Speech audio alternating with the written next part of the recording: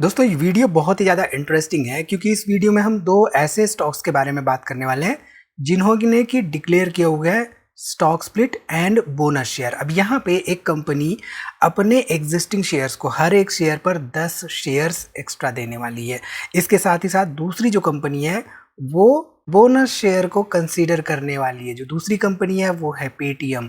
दोनों के बारे में हम डिटेल में इस वीडियो में बात करेंगे, दोनों के समझेंगे फंडामेंटल्स और साथ ही साथ जानेंगे कि स्टॉक स्प्लिट क्या होता है और बोनस शेयर क्या होता है, क्यों कंपनियां ये करती हैं, प्राइस पर क्या इफेक्ट पड़ता है और एग्जिस्टिंग इन्वेस्टर को क्या मिलता है। डिटेल में जानते हैं इस छोटी सी वीडियो में। तो वीडियो को यहाँ पे पूरा देखिए और स्टॉक मार्केट इन्वेस्टमेंट के बारे में कुछ नया सीखिए। नमस्कार दोस्तों, मैं उमेश त्रिपाठी आपका स्वागत करता हूं स्टॉक फॉर रिटेल पर स्टॉक मार्केट से जुड़ी एक नई जानकारी के साथ। तो सबसे पहले हम बात करेंगे स्टॉक स्प्लिट की, यानी कि शेयर स्प्लिट। अब शेयर स्प्लिट क्यों करती है कंपनी, आगे आपको सीखने को मिलेगा, समझने को मिलेगा कि इस कंपनी ने शेयर स्प्लिट क्यों किया है। इन्होंने अपने सर्कुलर में बाकायदा बताया है कि शेयर स्प्लिट क्यों किया है इन्होंने। अब शेयर स्प्लिट क्या होता है आगे हम डिटेल में समझेंगे। जो कंपनी है राइट, इस कंपनी के तहत कॉर्डेलिया क्रूजेज आते हैं, यानी कि शिप्स इनके हैं जो कि ऑपरेशनल है। कंपनी का नाम अगर आपको पता चल गया हो कुछ तो कमेंट करके जरूर बताइए। तो ये जो कंपनी है राइट, महज 8-10 दिन पहले ही लिस्ट हुई है और लिस्ट होने के बाद थोड़ा बहुत उसमें अप्रिशिएशन भी देखने को मिला है। अब ऐसे में बोर्ड ऑफ डायरेक्टर्स या मैनेजमेंट को कहें क्या ऐसी सूझी कि उन्होंने स्टॉक स्प्लिट करने का अनाउंसमेंट कर दिया। यानी कि स्टॉक स्प्लिट जब होता है तो स्टॉक स्प्लिट में क्या मैनेजमेंट के दिमाग में रहता है कि अगर हम स्टॉक स्प्लिट करेंगे तो प्राइसेस कहाँ पे पहुँचेंगे और प्राइसेस वहाँ पे पहुँचेंगे तो वहाँ पे वॉल्यूम्स वगैरह बढ़ सकते हैं या नहीं। ठीक है, तो ये जो पर्टिकुलर कंपनी है वाटरवेज लीजर टूरिज्म लिमिटेड है, जिसके तहत इन्होंने क्या किया है कि 22 जुलाई को इनकी एक मीटिंग है जहाँ पे फाइनेंशियल रिजल्ट्स के बारे में डिस्कशन करने वाले हैं। एंड इसके साथ ही साथ जो लेटेस्ट सर्कुलर है राइट, उस सर्कुलर में इन्होंने क्या कहा है कि कंपनी का जो फेस वैल्यू है स्टॉक का, जो अभी 10 रुपए का है, उस फेस वैल्यू को 1 रुपए में कर दिया जाएगा। यानी कि यहाँ पे स्प्लिट कर दिया जाएगा शेयर का। अब स्प्लिट किया जाएगा तो 1:10 के रेशियो, यानी कि जो एग्जिस्टिंग इन्वेस्टर है इस पर्टिकुलर स्टॉक में उसको हर एक उसके पास जो शेयर्स हैं उसके बदले 10 शेयर्स यहाँ पे मिल जाएंगे। ठीक, सिंपल सी बात है। यहाँ पे मल्टीप्लिकेशन होता है जब भी होता है स्टॉक स्प्लिट। बोनस शेयर में क्या होता है आगे हम समझेंगे। तो each one equity share of company having a face value of 10 will be converted to face value of 1। ठीक है, सो ये कर क्यों रहे हैं, ये कर इस ले रहे हैं to enhance the liquidity of the company's shares and इसके साथ ही साथ make it more affordable and accessible to the wider base of investors. मान लीजिए अब यहाँ पे आपको क्लियरली समझ में आएगा कि स्टॉक स्प्लिट कंपनी कब करती है। मान लीजिए एक शेयर है, शेयर का प्राइस 100 रुपये का है। ठीक, 100 रुपये होने के साथ ही शेयर प्राइस मान लीजिए 3000 रुपये पे चला गया है कुछ समय के बाद।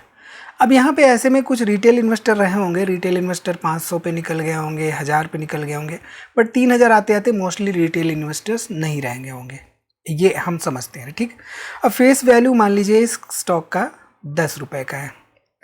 अब यहाँ पे 3000 रुपये का शेयर प्राइस हो चुका है, तो ऐसे में एक तो वॉल्यूम्स मोस्टली कम हो जाते हैं एंड साथ ही साथ जो शेयर्स ट्रेड होते हैं राइट, इसमें रिटेल इन्वेस्टर की भागीदारी कम हो जाती है। तो कंपनी क्या करती है, फेस वैल्यू का स्प्लिट कर देती है। यानी कि जब ये जो 10 है कंपनी करेगी इसको 1, लेकिन शेयर प्राइस पे क्या इम्पैक्ट होगा, शेयर प्राइस ये इस केस में जस्ट डिवाइड बाय 10 हो जाएगा, यानी कि नया शेयर प्राइस 300 रुपये का हो जाएगा। अब जैसे ही 300 रुपये का शेयर प्राइस होगा, नंबर ऑफ शेयर्स यहाँ पे बढ़ जाएंगे मार्केट में। जैसे ही 300 रुपये का शेयर प्राइस हो जाएगा, रिटेल इन्वेस्टर की भागीदारी यहाँ पे बढ़ जाएगी। और यही हमें यहाँ पे देखने को मिल रहा है कि इस पर्टिकुलर कंपनी ने कहा है कि to make it more affordable and accessible to the wider base of investors, ये एक्सपेक्ट कर रहे हैं कि ट्रेडिंग वॉल्यूम्स को इंक्रीज करेगा and broaden the shareholders base of the company. ठीक है, सो जब भी कंपनी स्टॉक स्प्लिट करती है तो अपने फेस वैल्यू पे करती है एंड स्टॉक स्प्लिट होने के बाद अब यहाँ पे हमने देखा 3000 रुपये का शेयर प्राइस था, 1:10 की रेशियो का स्टॉक स्प्लिट किया मान लीजिए कंपनी ने। कंपनी का नाम यहाँ पे मान लेते ए है, तो शेयर प्राइस यहाँ पे 300 का हो गया। ठीक, सबसे बड़ी गलतफहमी इन्वेस्टर के मन में क्या रहती है कि स्टॉक स्प्लिट अनाउंस किया है, एक के बदले 10 शेयर मिलेंगे, चलो 100 शेयर्स खरीद लेते हैं कंपनी के, मेरे पास 1000 शेयर्स हो जाएंगे। और वो यह प्राइस पर कैलकुलेट कर जाते हैं सारा कुछ, उनको लगता है कि सीधे सीधे 10 गुना हो जाएगा इन्वेस्टमेंट अमाउंट, जबकि ऐसा नहीं होता है। सिंपल सी बात है, 3 लाख रुपए का यहाँ पे मान लेते हैं इन्वेस्टमेंट है, 3000 रुपये का शेयर प्राइस है, नया शेयर प्राइस 300 रुपये हो जाएगा, नंबर ऑफ शेयर्स यहाँ पे इन्वेस्टर के पास बढ़ जाएंगे, लेकिन at the end of the day share split होने के बाद भी वो अमाउंट 3 लाख के आसपास ही रहेगा, शेयर प्राइस अगर उसके आसपास ही रहते जो कि स्टॉक स्प्लिट के समय पे थे।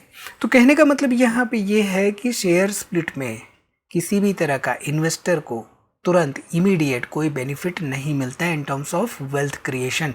ये बात मोस्टली लोग या तो बताते नहीं है या लोगों को समझ में नहीं आता है। ठीक है, चलिए अब ऐसे में यहाँ पे कॉर्डेलिया यानी कि water base leisure tourism limited जो है, वाटर वेज है, इनफैक्ट वाटर बेस नहीं है, वाटर बेस कोई दूसरी कंपनी थी शायद, कमेंट करके बताइएगा। यहाँ पे वाटर वेज में अगर हम देखें तो रिटर्न ऑन इक्विटी 92% है। कभी आपने कोई कंपनी देखी है रिटर्न ऑन इक्विटी 90% के ऊपर?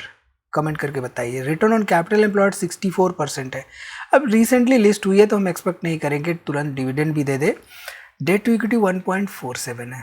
डेट टू इक्विटी 1 से ज़्यादा होता है तो हम कहते हैं कि खतरे के निशान से ऊपर होता है। हालांकि कुछ सेक्टर्स ऐसे होते हैं जहाँ पे डेट टू इक्विटी 1 से ज़्यादा ही होता है। पेट्रोस की स्कोर तो मात्र 2 का है, 9 में से केवल 2 पॉइंट मिले हैं इस पर्टिकुलर कंपनी को। प्राइस टू अर्निंग रेशियो वॉपिंग 115 है, यानी कि जो भी करंट प्राइस होगा कंपनी का उस पे ईपीएस से डिवाइड करेंगे तो 115 यहाँ पे आ रहा है, जो कि बहुत ज़्यादा ओवर वैल्यूड सिचुएशन होती है किसी भी स्टॉक के लिए। ठीक है, इसके साथ ही साथ यहाँ पे अगर हम देखें इस पर्टिकुलर कंपनी का सेल्स तो 2024 में 444 करोड़ का यहाँ पे सेल्स था, 2025 में बढ़ के 591 करोड़ का हुआ।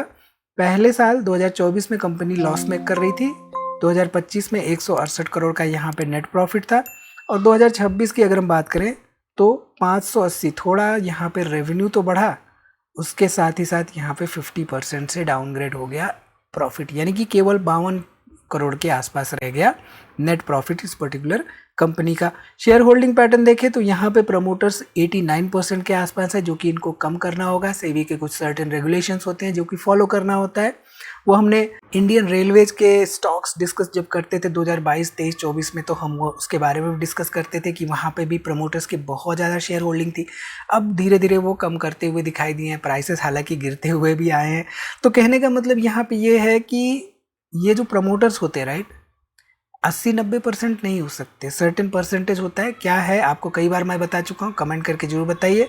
तो यहाँ पे इनको कम करना होगा आने वाले समय में। हालांकि इनके पास टाइम रहता है, ऐसा नहीं कि अगले 1 हफ्ते में करना है, 2 हफ्ते में करना है, सो उसमें टाइम लगता है। यहाँ पे FIs एंड DIs 7-7.5% के आसपास है, एंड पब्लिक इन्वेस्टमेंट यहाँ पे केवल 3% के आसपास फिलहाल देखने को मिल रही है। ठीक है, तो यहाँ पे आपको समझ में आ गया राइट कि वाटरवेज जो पर्टिकुलर कंपनी है ये 1:10 के रेशियो का स्टॉक स्प्लिट कर रहे हैं। सीधे सीधे क्या होगा कि आपके पास एक एक्स स्प्लिट डेट रहेगी या रिकॉर्ड डेट, जो भी आप कह लीजिए।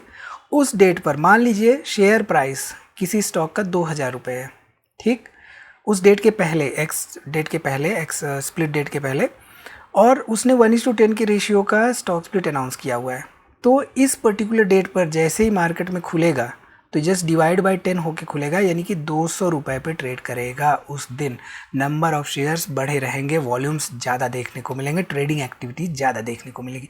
बस इतनी सी बात है। यहाँ पे किसी तरह का इमीडिएट वेल्थ क्रिएशन वाला जैसा कोई सीन नहीं है। विप्रो की कहानियाँ जो आपने सुनी है वो कहानियाँ कई बार बोनस शेयर्स दिए हैं, स्टॉक स्प्लिट किया, उनका फेस वैल्यू 100 का था, स्टॉक स्प्लिट करते करते फेस वैल्यू 2 का ला दिए वो। तो नंबर ऑफ शेयर्स जब बढ़ते इमीडिएट कोई वेल्थ क्रिएशन नहीं होती, लेकिन लॉन्ग टर्म में क्या होता है कि प्राइस कम हो जाते हैं, फिर से प्राइस बढ़ते हैं, उसी प्राइस पे आते हैं, तब जाके कहीं रिटर्न्स मिलते हैं। तो पेशेंस और लॉन्जिविटी स्टॉक मार्केट में ये जरूरी होता है। ठीक है, चलिए अब यहाँ पे बात करते हैं पेटीएम की। पेटीएम माने 197 कम्युनिकेशंस लिमिटेड। अभी जो पर्टिकुलर कंपनी है ये क्या कर रहे हैं, consider and approve unaudited standalone and consolidated financial results of the company. इसके साथ ही साथ consider proposal for issuance of bonus shares to the shareholders of the company. तो अभी इन्होंने अप्रूव नहीं किया है, अभी बस ये डिस्कस करने वाला है। बट जब भी कंसीडर करते हैं, ऐसी मीटिंग्स होती है, तो ऑलमोस्ट श्योर होता है कि हाँ बोनस शेयर वो इशू कर सकते हैं। तो कितने का रेशियो का करेंगे वो थोड़ा सा इंटरेस्टिंग पॉइंट होगा। जनरली कंपनियां जो है जब बोनस शेयर इशू करती हैं तो कोई कंपनी 1:1 की रेशियो का करती है, कोई 1:2 की रेशियो का करती है, कोई 1:4 की रेशियो का भी कर देती है। तो ये डिपेंड करता है कि कंपनी का मैनेजमेंट क्या डिसाइड करता है, based on subject to approvals by the investors. Generally approvals मिल ही जाते हैं ऐसे केसेस में। सो बोनस के केस में जो रेशियो होता है उसमें क्या होता है कि इधर जो पर्टिकुलर नंबर लिखा होता है ये होता है कि कितने शेयर एग्जिस्टिंग इन्वेस्टर के पास रहने चाहिए, उस पे इधर वाले डिजिट में ये रहता है कि कितने शेयर उसको मिलेंगे। यानी कि इस केस में हर 2 शेयर पर 1 शेयर एक्स्ट्रा मिलेगा। अब यहाँ पे इंपॉर्टेंट बात यह है कि किसी के पास 2 शेयर है इस केस में, तो उसको +1 होगा, यानी कि उसके पास टोटल 3 शेयर्स हो जाएंगे। ठीक, किसी के पास 100 शेयर्स हैं तो यहाँ पे +50 होगा, 150 शेयर्स हो जाएंगे। ठीक है। बोनस के केस में नंबर ऑफ शेयर्स ऐड होते हैं एग्जिस्टिंग शेयर्स पर। स्प्लिट के केस में क्या होता है, मल्टीप्लाई होते हैं। ये इंपॉर्टेंट बात है। 1:1 की रेशियो का मतलब क्या है, किसी के पास 100 शेयर्स हैं तो उसको सीधे सीधे 100 शेयर्स और मिल जाएंगे, नंबर ऑफ शेयर्स उसके पास 200 हो जाएंगे। प्राइस इस केस में भी उसी रेशियो में रिड्यूस होता है। जैसे यहाँ पे प्राइस अगर 1000 रुपये का था तो ये जस्ट डिवाइड बाय 2 हो जाएगा, यानी कि नया प्राइस 500 रुपये का हो जाएगा।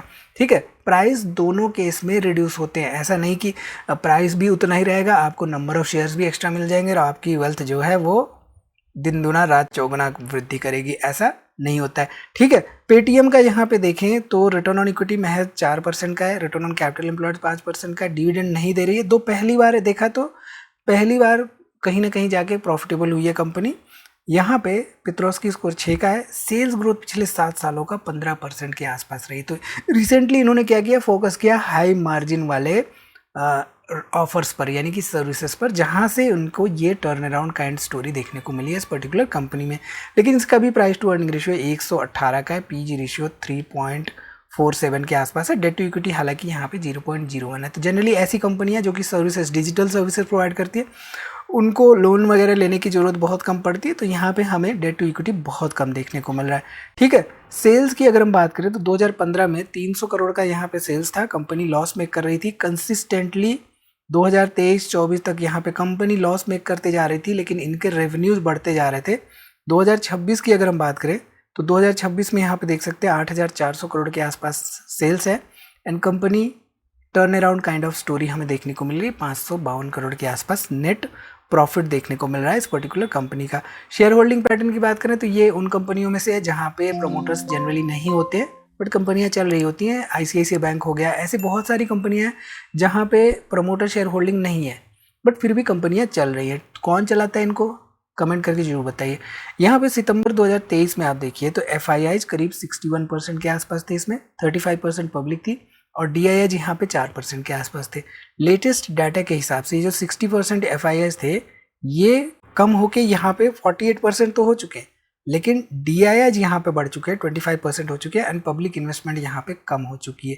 तो आपने देखा प्राइसेस जब कम होते हैं, हमने बहुत सारे स्टॉक्स डिस्कस किए हैं, प्राइसेस गिरते रखते हैं, गिरते हुए क्या होता है, पब्लिक इन्वेस्टमेंट सबसे पहले निकलने वाली होती है। ऐसे में क्या होता है, प्रमोटर्स तो आते ही आते हैं कहीं ना कहीं से, साथ ही साथ एफआईआईज एंड डीआईआईज भी आते हैं। तो ये बातें एज अ रिटेल इन्वेस्टर हमें समझ में आनी चाहिए। तो आई होप ये जो भी इन्फॉर्मेशन आपके लिए यूजफुल रही होगी। कमेंट करके अपनी राय जरूर बताइए, वीडियो को लाइक करिए। कोई भी सवाल हो इससे रिलेटेड तो आप कमेंट जरूर करिए, हम आपके सवाल का जवाब जरूर से जरूर देंगे। और हाँ, वीडियो को दोस्तों में शेयर करना ना भूलिए।